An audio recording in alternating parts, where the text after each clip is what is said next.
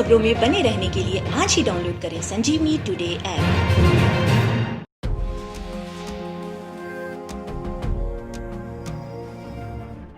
भारत में रहने वाला हर व्यक्ति को आचार्य चाणक्य के बारे में तो पता ही होगा। हाँ, बिल्कुल आपने सही सोचा। वही चाणक्य जिसने अपनी नीतियों के बल पर नंद को सत्ता से हटाकर न केवल अपना बदला लिया बल्कि एक साधारण से बालक चंद्रगुप्त को भारत का सम्राट बना डाला।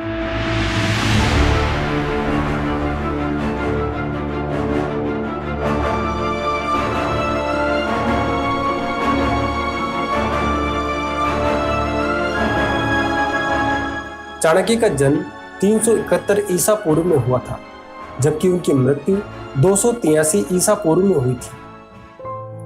उनके जीवन के बारे में तो सब जानते हैं कि वे कितने बड़े विद्वान थे।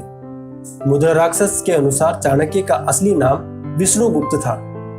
चाणक्य के पिता चणक ने उनका नाम कौटिल्य रखा था। कहा जाता है कि चाणक्य के पिता चणक की मगध के राजा के द्वारा राजद्रोह के अपराध में हत्या कर दी गई थी। लेकिन क्या आप जानते हैं कि चाणक्य की मौत कैसे हुई? दरअसल चाणक्य की मौत एक रहस्य है। इतिहासकारों में उसको लेकर मतभेद है। हालांकि कुछ शोधकर्ता उनकी मृत्यु को लेकर अनेक तरह की थ्योरी प्रस्तुत करते हैं। तो आइए जानते हैं कि आखिरकार चाणक्य की मौत कैसे हुई।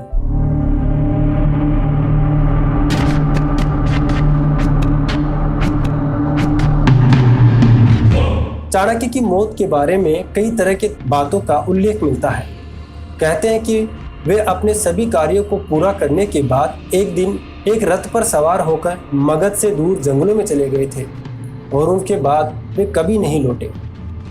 कुछ इतिहासकार मानते हैं कि उन्हें मगध की रानी हेलेना ने जहर देकर मार दिया था और कुछ मानते हैं कि हेलेना ने उनकी हत्या करवा दी थी।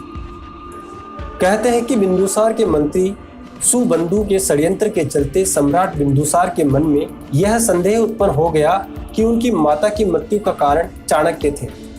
इस कारण धीरे धीरे राजा और चाणक्य में दूरियां बढ़ती गई और एक दिन चाणक्य हमेशा के लिए महल छोड़कर चले गए और फिर कभी नहीं लौटे।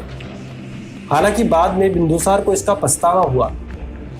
एक दूसरी कहानी के अनुसार बिंदुसार के मंत्री सुबंधु के आचार्य को जिंदा जलाने की कोशिश की थी, जिसमें वह सफल भी हुए। हालांकि ऐतिहासिक तथ्यों के अनुसार चाणक्य ने खुद प्राण त्यागे थे या फिर वे किसी षड्यंत्र का शिकार हुए थे, यह तो आज तक साफ नहीं हो पाया।